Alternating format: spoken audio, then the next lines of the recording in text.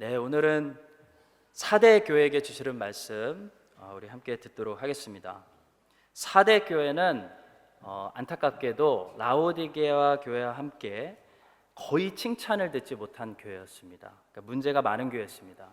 물론 사대 교회 안에도 감사하게도 그 옷을 더럽히지 아니한 자, 이 몇 명에 대해서는 주님께서 인정해 주셨습니다.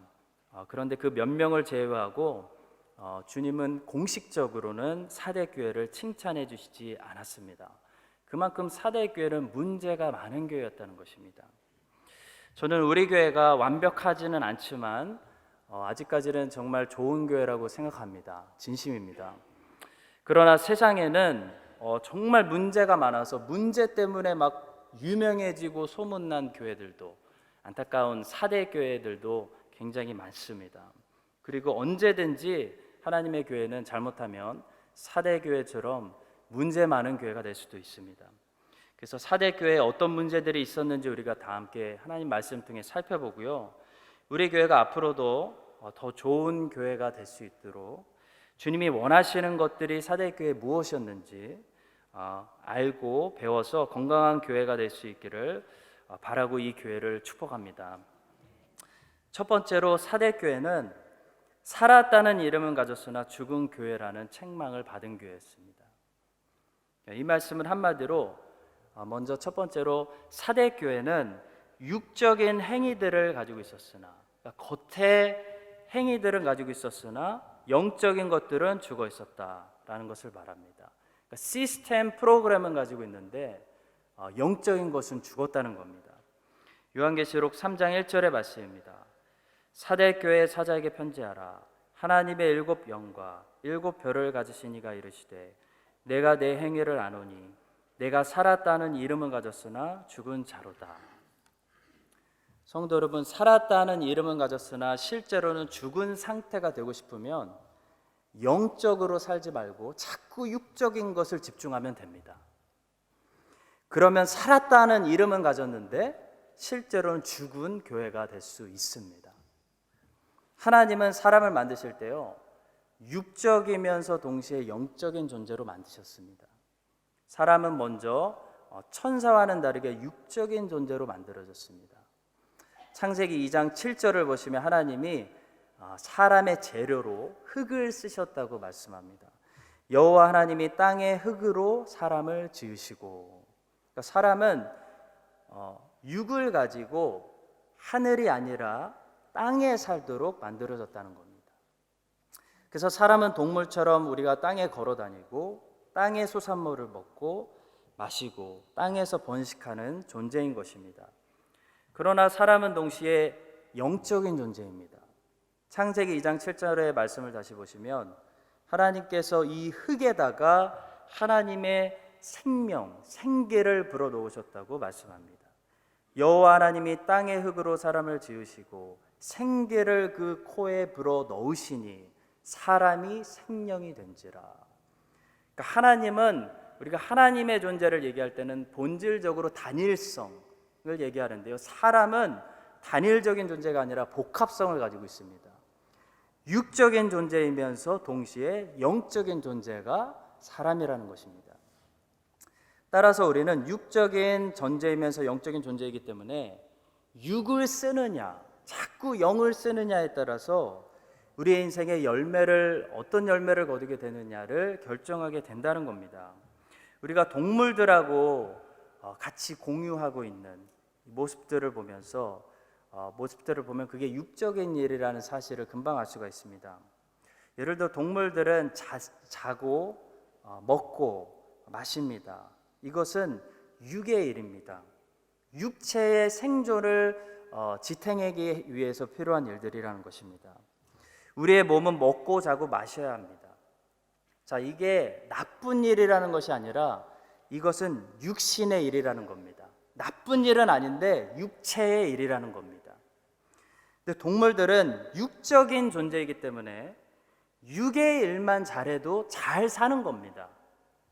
그러나 사람은 육적인 존재이면서 동시에 영적인 존재이기 때문에 육의 일만 잘하면 그것은 인생을 잘 사는 것이 아니라는 겁니다.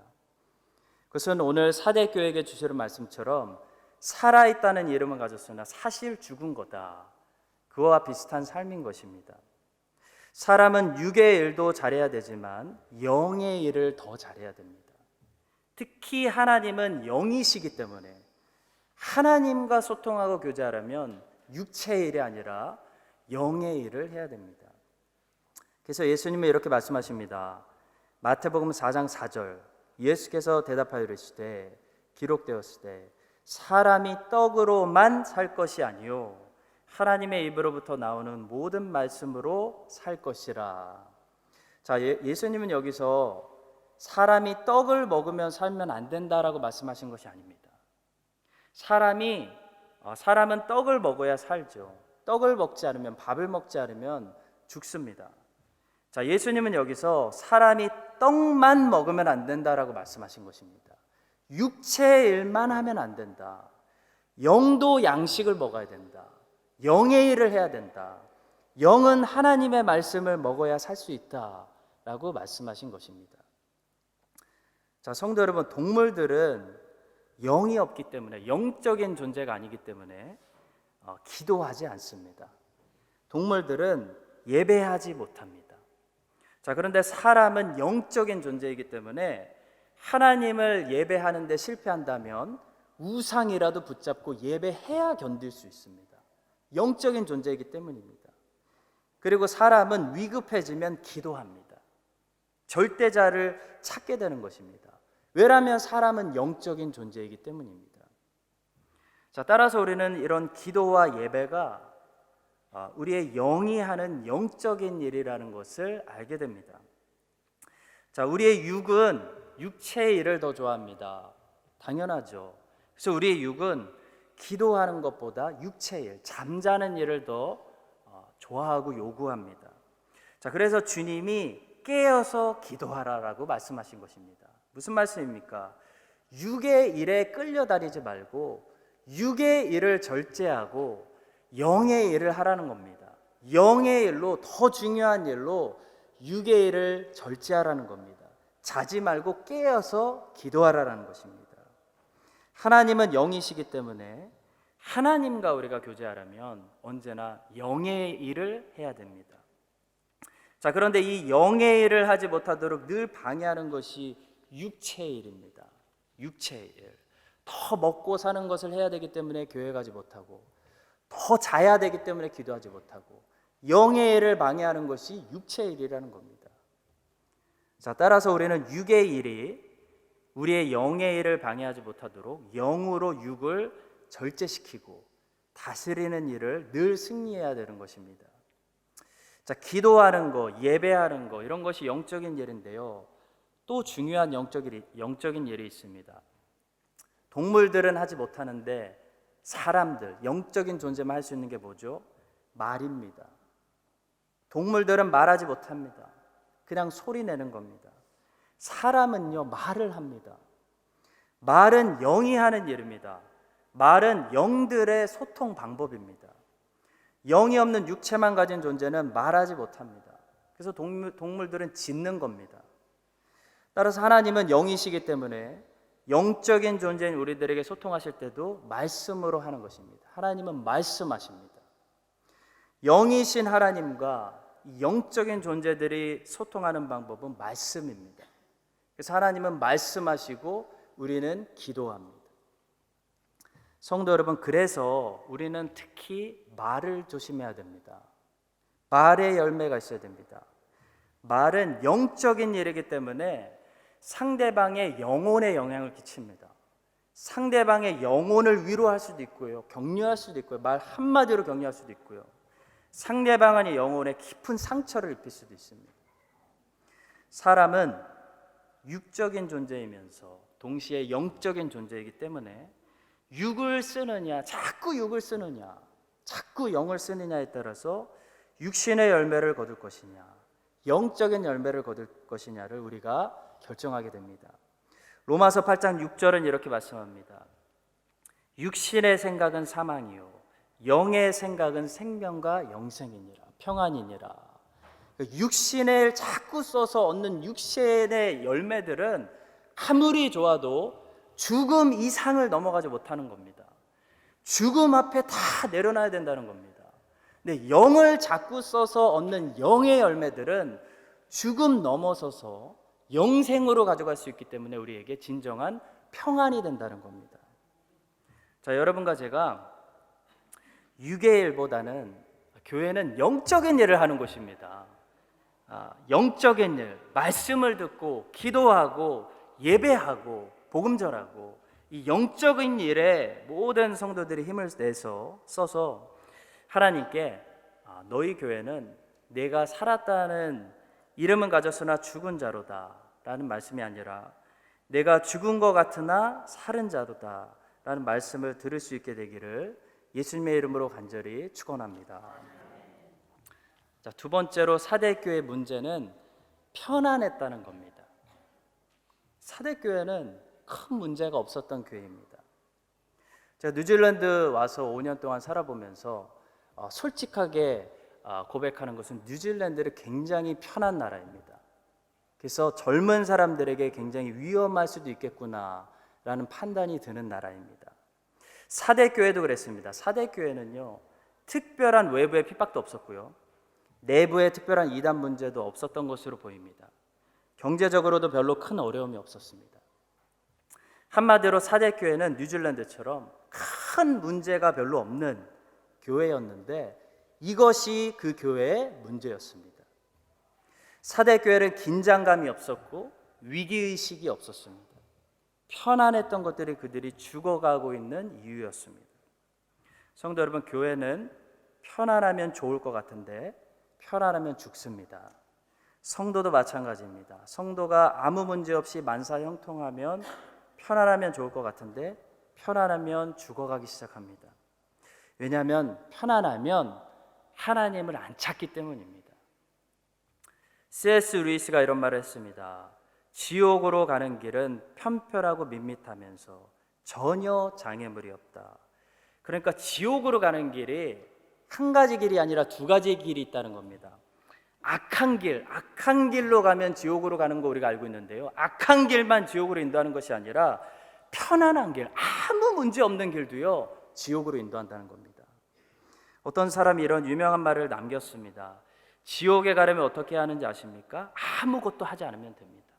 여러분, 에스컬레이터에 그냥 서 있으면은 에스컬레이터가 가는 곳으로 인도하는 것처럼 아무 일도 하지 않으면요 도착하는 곳이 천국이 아니라 지옥이라는 겁니다.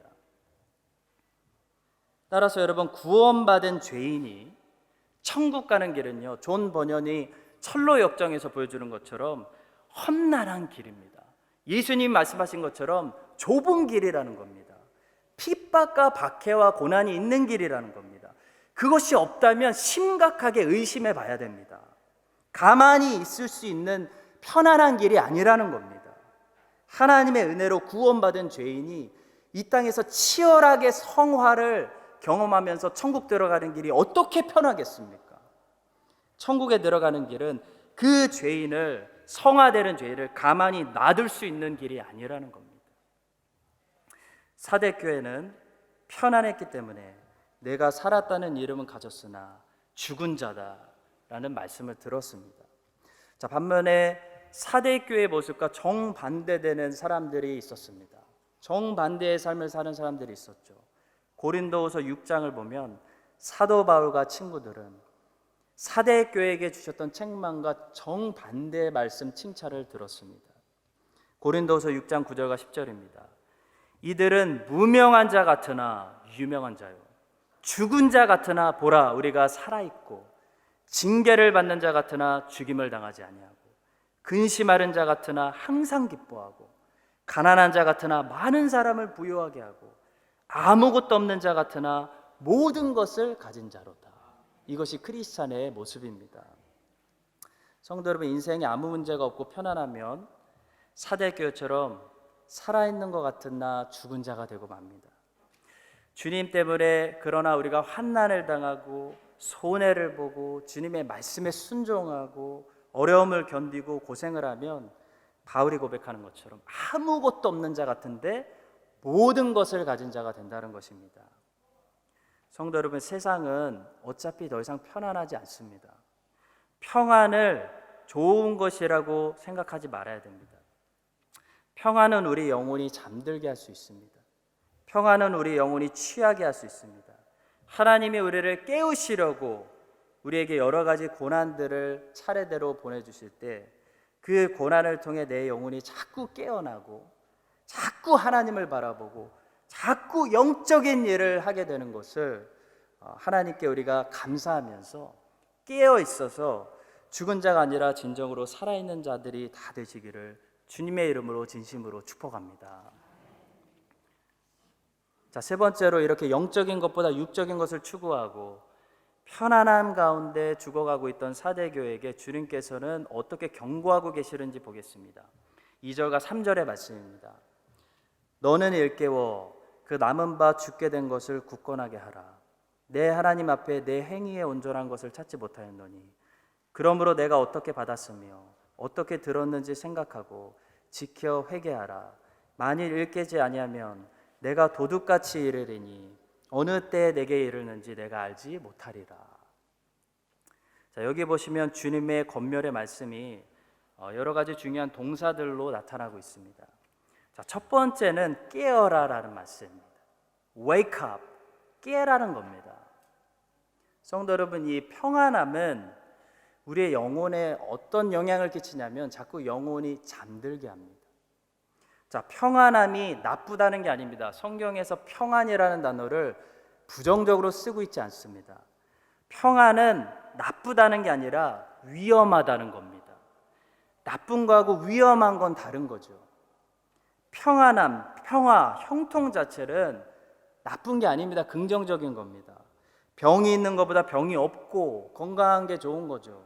전쟁이 있는 것보다 전쟁이 없는 시가 더 중요한 겁니다. 자, 그런데 2차 대전 같이 전쟁 시에는 사람들이 어떻게 되냐면 자꾸 죽음을 생각하게 된다는 겁니다. 자꾸 영적인 것을 더 생각하게 된다는 겁니다. 왜냐하면 죽음이 코앞에 있기 때문입니다. 근데 이렇게 전쟁 시 없는 시대에 살아가게 되면은 죽음을 생각하지 않는다는 겁니다. 영혼이 잠든다는 겁니다. 편안함이 우리 영혼에 위험할 수 있다는 겁니다. 자, 육신이 편안하면 영혼이 잠을 자기 시작합니다. 고난이 없고 전쟁이 없고 핍박이 없고 교회 핍박이 없고 미혹도 없고 그러면 우리의 영혼이 교회가 그냥 잔다는 겁니다. 자, 그래서 이렇게 편안한 가운데 있는 주의 자녀들에게 주님은 언제나 이렇게 말씀하시죠. 깨어나라. 깨어나야 된다 말씀하십니다. 아무런 걱정이 없다면 굉장히 위험한 환경 속에 우리가 살고 있는 것입니다. 어떤 위험입니까? 영혼이 잘 수 있다는 겁니다. 호주에서 제일 많이 교통사고로 죽는 사고가 있습니다. 졸음운전입니다.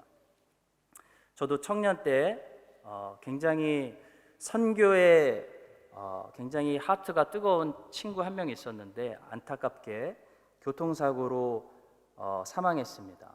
그리고 매년 호주에서는 이 지식의 정보가 잘 없는 유학생들이나 워홀들이 와서 이렇게 운전하다가 졸음운전하다가 죽는 사고들이 많이 발생합니다. 운전하다가 운전자가 왜 졸까요? 도로에서 아무 일도 일어나지 않기 때문입니다. 성도 여러분, 호주는요 엄청나게 큽니다. 몇 시간을 운전하고 가도요 차가 한 대도 지나가지 않고 길이 조금도 구부러지지 않은 그냥 일직선으로 쭉 몇 시간 가야 되는 길들이 많습니다. 일직선으로 몇 시간 달리는 거 쉬운 게 아닙니다.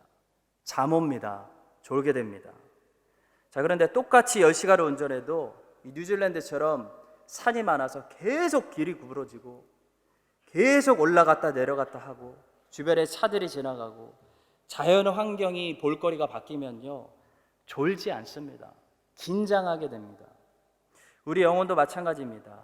우리의 인생이 너무 뉴질랜드에서 평안해서 아무 일도 일어나지 않고 1년, 2년, 3년, 4년, 5년 계속 가면요 우리의 영혼이 잠든다는 것입니다. 그런데 매달 새로운 일들이 우리를 챌린지하고 하나 불 끈 것 같으면 또 일이 터지고 그러면 우리의 영혼이 깨어있는 상태를 유지할 수밖에 없다는 겁니다. 히스기야처럼 아수르 왕이 보내준 편지를 하나님 앞에 가져 나올 수밖에 없다는 겁니다. 하나님 보십시오. 하나님이 해결해 주십시오. 기도할 수밖에 없다는 겁니다. 여러분, 우리는 깨어 있어야 뭘 하게 되냐면 기도하게 됩니다. 주님이 뭐라고 하셨죠? 깨어 있어서 기도해라. 우리의 영혼이 잠들어 있으면 제일 먼저 기도하지 못하게 됩니다. 하나님과 교제하지 않는다는 것입니다. 따라서 하나님께서는 사랑하시는 자녀들을 흔들어 깨우시는 겁니다. 깨우기 위해서 이런저런 문제들을 보내시는 겁니다. 시편 57편 8절입니다. 내 영광아 깰지어다. 비파야 수금아 깰지어다. 내가 새벽을 깨우리로다. 예배자의 특징은 깨어 있다는 것입니다. 마가복음 14장 34절 말씀하시되 내 마음이 심히 고민하여 죽게 되었으니 너희는 여기 머물러 깨어 있으라. 깨어서 기도하라는 겁니다. 로마서 13장 11절 또한 너희가 이 시기를 알거니와 자다가 깰 때가 벌써 되었으니 이는 이제 우리의 구원이 처음 믿을 때보다 가까웠습니다. 구원이 처음 믿을 때보다 가까웠기 때문에, 구원의 완성이 다가오기 때문에 깨어 있어야 된다는 겁니다. 골로새서 4장 2절 기도를 계속하고 기도에 감사함으로 깨어 있으라 말씀하십니다. 성도 여러분, 깨어 있다는 것은 기도하고 있다는 것과 동일한 단어입니다. 여러분의 영혼이 지금 얼마나 졸지 않고 있는지 혹시 점검하고 확인하고 싶으시면 이렇게 교회에 와서 교회가 이끌어주는 기도할 때 기도하는 거 말고요, 목사가 앞에서 기도해 줄 때 기도받는 기도 말고요, 내가 하나님의 자녀로서 매일 골방에 들어가서 예수님과 기도할 수 있는지를 확인하시면 됩니다. 그게 할 수 있다면 여러분들 영혼이 깨어 있는 겁니다. 기도하고 있는 겁니다. 그게 안 되고 있다, 그게 끊어진 지 오래다, 여러분들 죄송한 소리지만 여러분들의 영혼이 자고 있는 겁니다. 하나님이 오늘 말씀하십니다. 깨어야 된다. 예수님이 오신다고 말씀하십니다. 깨어 있어야 된다는 겁니다. 기도하고 있어야 된다는 겁니다. 사람은 위기가 없으면 제일 먼저 기도하지 않습니다. 위기 주시면 제일 먼저 기도합니다. 하나님은 우리를 깨어있게 하시기 위해서 위기를 보내주십니다. 편안해서 잠들어 있었던, 기도하지 않고 있었던 이 사대교회를 보면서 하나님께서 여러분과 저의 영혼이 졸지 않도록 늘 깨워주시기를 예수님의 이름으로 간절히 축원합니다. 자, 또 사대교회에게 주시는 말씀하시는 권면은 남은 바 죽게 된 것을 굳게 하라 라는 말씀입니다. 죽어가고 있는 것을 완전히 죽기 전에 굳게 붙들어라 라는 말씀입니다. 그러니까 사대교회는 완전히 죽은 교회가 아니라 죽어가고 있는 교회였습니다. 그래서 주님이 말씀하신 겁니다. 책망하신 겁니다. 자, 이런 교회들이 있죠. 우리 교회가 그런 교회가 되면 안 되겠습니다. 그런 성도들로 넘쳐나는 교회가 되면 이제 죽어가고 있는 겁니다. 옛날에는 성경 공부 많이 했는데 점점 더 안 하고, 옛날에는 많이 봉사했는데 점점 더 봉사하지 않고, 옛날에는 기도도 많이 했는데 점점 더 기도하지 않는 그런 교회가 되면 죽어가고 있는 사대교회가 되는 것입니다. 한번 불이 꺼지면 다시 불을 붙이는 것 쉬운 일이 아니죠. 한번 모임을 없애면 다시 모이는 것도 쉬운 일 아닙니다. 우린 사람이죠. 사람은 습성이라는 것이 존재하기 때문입니다. 제가 개인적으로 설교자로서 설교를 하면서 느끼는 것이 있는데요, 휴가를 받아서 2, 3주 이렇게 설교를 쉬면요, 그 다음에 돌아와서 설교 준비하는 것이 정말 힘듭니다. 정말 못하겠습니다. 안 됩니다. 근데 매주 설교를 하면요, 정말 솔직히 말씀드려서 설교 준비하는 것이 그렇게 어렵지 않습니다. 설교 준비가 잘 되더라는 겁니다. 따라서 우리는 이미 우리가 잘하고 있는 것들을 잃어버리지 않도록 죽어가고 있는 것들을 굳게 지킬 필요가 있습니다. 점점 더 죽어가고 있는 이 사대교회를 향해 주신 말씀은 너희들이 지키고 있는 거, 너희들이 붙들고 있는 거, 그것부터 계속 잘해라 라는 말씀입니다. 지금 이 자리에 계신 분들은 주일 성수를 잘 지키고 계십니다. 그것도 쉬운 일이 아니죠. 이 먹고 살기 힘든 세상 속에서 믿음으로 나오시는 거 아니겠습니까? 주의 성수를 잘 지키고 계십니다. 그렇다면 그것부터 더 굳게 지켜야 된다는 겁니다. 왜냐하면 우리 생각에 설마 하는데 생각보다 굳게 지키지 않으면요, 그것마저도 잃어버릴 수 있는 게 사람이기 때문입니다. 그것마저도 잃어버리지 않게 굳게 지켜라. 잘하고 있는 것들 굳게 지켜라. 이것이 사대교회에게 주시는 주님의 권면의 말씀입니다. 그리고 주님은 마지막으로 내가 어떻게 받았으며 어떻게 들었는지 생각하고 지켜 회개하라 말씀합니다. 3절의 말씀입니다. 그러므로 내가 어떻게 받았으며 어떻게 들었는지 생각하고 지켜 회개하라. 만일 이를 깨지 아니하면 내가 도둑같이 이르리니 어느 때에 내게 이르는지 내가 알지 못하리라. 자, 성경에서 회개하라는 말씀은요, 언제나 돌아가라는 말씀입니다. 돌이키라는 말씀입니다. 회개하라의 성경적인 뜻은 울라는 게 아닙니다. 슬퍼하라는 말도 아닙니다. 성경에서 회개하라의 뜻은 언제나 돌아가라는 겁니다. 탕자의 비유에서 이 둘째 아들이 아버지의 집을 떠났다가 아버지에게 다시 유턴해서 돌아갑니다.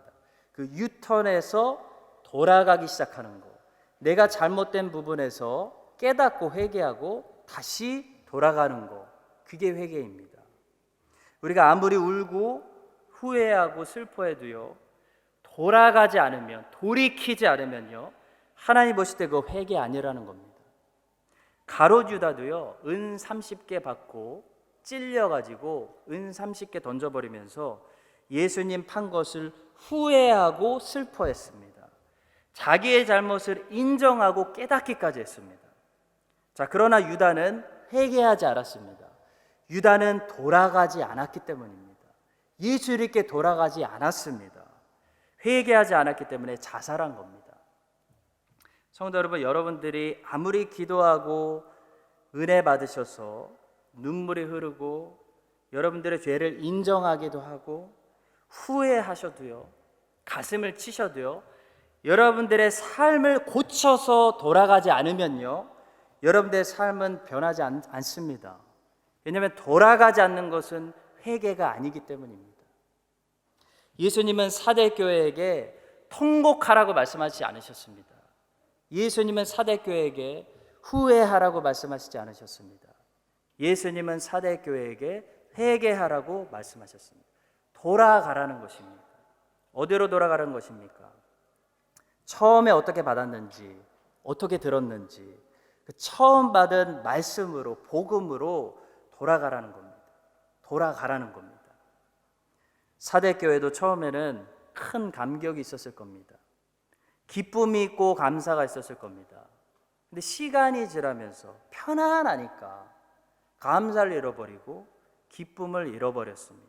기도를 잃어버렸습니다. 처음에는 순수했는데 갈수록 노하우만 쌓이고 순수성을 잃어버리는 교회가 되고 말았습니다. 성도 여러분, 내가 더 이상 신앙적으로 순수하지 않구나, 내가 첫사랑을 잃어버렸구나, 나는 초심이 아니구나, 어떻게 알 수 있는지 아십니까? 세 가지를 점검하시면 됩니다. 내 안에 여전히 기쁨이 있는지, 구원의 감격이 있는지, 내 안에 여전히 감사가 있는지, 내 안에 여전히 기도가 살아있는지를 보면 알 수 있습니다. 자, 순종은 있는데, 하라니까 열심히 사역을 하는데, 열심은 있고 심지어 노하우가 있는데 기쁨이 없어요. 감사가 없어요. 기도하지 않아요. 그러면 우리는 처음 신앙처럼 순수하지 않은 겁니다. 여러분, 제가 담임 목회는 이제 시작이지만 10년 동안 다 쏟아서 부교역자로 목회를 해보니까요, 기쁨이 없고 순종하는 것이 가능합니다. 하라니까 그냥 하는 겁니다. 감사 없이 사역하는 거 가능합니다. 진짜 무서운 것은 기도하지 않고 설교하는 것도 가능합니다. 자, 그런데 생각하면 처음에 예수님을 만났을 때, 처음에 전도사로 부르심 받았을 때, 처음에 성도님들도 주 예수님을 만났을 때, 우리가 처음 주님의 부르심을 받고 사역에 동참했을 때는 뭐가 있었냐면요, 실력은 없었고 그냥 컵 건들면 깨뜨리고 하는 일마다 실수투성이었어도요, 거기에 뭐가 있었냐면요, 주님을 내가 만났다는 기쁨이 있었어요. 나 같은 죄인 전도사로 불러주셨다고 쓰임 받는다는 감사가 있었어요. 그냥 다 감사한 거예요. 모든 게 감사한 겁니다. 노하우가 없었기 때문에, 실력이 없었기, 아는 게 없었기 때문에 주님 붙드는 기도가 있었어요. 시간이 지나면서 우리는 기쁨보다는 뭐 가지고 일합니까? 의무감이죠. 하려니까 하는 거예요. 감사보다는 불평을 말하기 시작합니다. 기도해서 하나님 의지하기보다는 내 노하우를 의지하는 우리의 모습을 보게 된다는 것입니다. 자, 주님께서는 이런 매너리즘에 빠진 많은 목회자들과 많은 성도들에게, 우리들에게, 사대교회에게 주셨던 말씀을 통해 깨워주시면서 회개해라, 돌아가야 된다 라고 말씀하고 계시는 줄로 믿습니다. 만약 돌아가지 않으면, 회개하지 않으면 시간이 갈수록 한인장로교회 어떻게 되는지 아십니까? 어떤 사람들로 가득 차는지 아십니까? 점점 더 바리새인들처럼 이 겉의 형식만 중요하게 여기고 본질이 아니라 자꾸 비본질적인 거를 따지고 거기에 온 것을 쏟는 교회가 된다는 겁니다. 위선적인 사람들, 외식하는 사람들, 바리새인들 같은 사람들, 형식적인 사람들이 될 수밖에 없다는 겁니다. 본질 잃어간다는 겁니다. 사랑하는 한인장로교회 성도 여러분, 이런 껍데기만 남은 사람들이 다 모여 있었던 교회가 사대교회고요, 그 사람들이 살았다는 이름은 가졌으나 죽은 자로다 라는 책망을 받은 교회였습니다. 사도 바울은 디모데라는 목회자에게 3장 5절에서 디모데에게 이런 사람들을 조심하라고까지 경고합니다. 경건의 모양은 있으나 경건의 능력은 부인하니 이 같은 자들에게서 내가 돌아서라. 교회 오래 다녀서 교회에 대해서 행정적인 것은 빠삭한데 경건의 능력은 없는 사람, 기도하지 않는 사람, 예배자가 아닌 사람들, 이런 사람에게서 돌아가라는 겁니다. 이런 사람들을 경고하기 위해서 하나님께서는 삼손의 말년의 비참한 모습을 우리에게 보여주십니다. 사사기 16장 20절에 나와 있는 비참한 껍데기만 남은 삼손의 모습을 보시기 바랍니다. 들릴라가 이르되 삼손이여 블레셋 사람이 당신에게 들이닥쳤느니라 하니 삼손이 잠을 깨며 이르기를 잠자고 있습니다. 내가 전과 같이 나가서 몸을 떨치리라. 내가 30년 동안 우리 교회가 이런 거 했었는데 우리 교회 여전히 할 수 있어 하였으나 여호와께서 이미 자기를 떠나신 줄을 깨닫지 못하였더라 말씀합니다. 삼손은요, 경건의 모양은 가지고 있었는데 내가 평생 설교했는데 그거 초대받아서 가서 설교도 못할 것 같아? 평생 경건의 모양은 가지고 있었으나 경건의 능력이 이미 그에게서 떠나가 없었다는 것을 깨닫지 못했다는 겁니다. 엘리의 아들들 홈리와 비느하스도 마찬가지죠. 엄청난 경건의 모양을 자랑하고 있습니다. 제사장들이었고 언약궤를 전쟁터 가져나와서 막 자랑하고 있습니다. 그러나 그들은 경건의 능력하고는 아무 상관없는 그런 사람들이었습니다. 사무엘상 4장 11절 하나님의 궤는 빼앗겼고 엘리의 두 아들 홈리와 비느하스는 죽임을 당하였더라. 성도 여러분, 사대교회는 경건의 모양, 껍데기는 가지고 있었는데 경건의 능력은 없는 그런 교회로 죽어가고 있었습니다. 겉은 교회인데 사실 교회가 아닌 교회 본질이 다 죽어가고 있었다는 겁니다. 오늘 함께 이 말씀을 저와 여러분이 받으면서 혹시 하나님께서 살아있다는 이름을 가지고 있으나 너는 죽어가고 있다, 이런 경건의 모양과 종교 형식은 네가 노하우는 쌓여가는데 능력은 없지 않느냐, 그런 내 모습을 하나님이 보여주신다면 우리가 다 함께 하나님 앞에 회개하고 돌아가기를 결단해서 하나님께서 처음 나를 불러주셨을 때, 처음 나를 이민 오게 하시고 여기에서 아무것도 없을 때 예배하게 했었던 그 은혜 주셨던 그 마음으로 여러분과 제가 다 같이 함께 돌아갈 수 있는 우리 모두가 될 수 있기를 예수님의 이름으로 간절히 축원드립니다. 기도하겠습니다. 주님께 별로 칭찬 듣지 못했던 사대교회에게 주신 말씀을 통해 오늘 우리의 모습을 솔직히 돌아봅니다. 살았다는 이름은 가졌으나 30년 되었다는 이름은 가졌으나 사실 죽어가는 교회였던 사대교회처럼 우리도 육체는 펄펄 살아있으나 우리의 영은 죽어 있는 것이 아닌지 돌아보게 됩니다.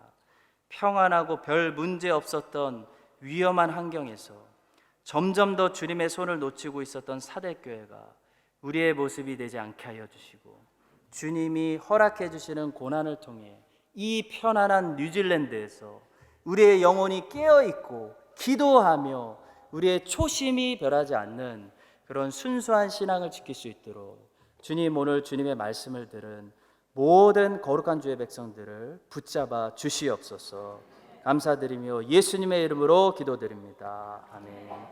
이제는 우리 주 예수 그리스도의 은혜와 하나님 아버지의 무한하신 사랑과 성령님의 교통하심이 오늘 사대교회에게 주시는 말씀을 듣고 우리 교회가 우리 개인이 더욱더 깨어있는 교회, 깨어있는 성도들 되기를 결단하는 모든 주의 백성들 위해 저들의 건강과 가정과 사업과 모든 관계들 자녀들 위해 이제부터 영원까지 함께 하시기를 간절히 축원드립니다. 아멘.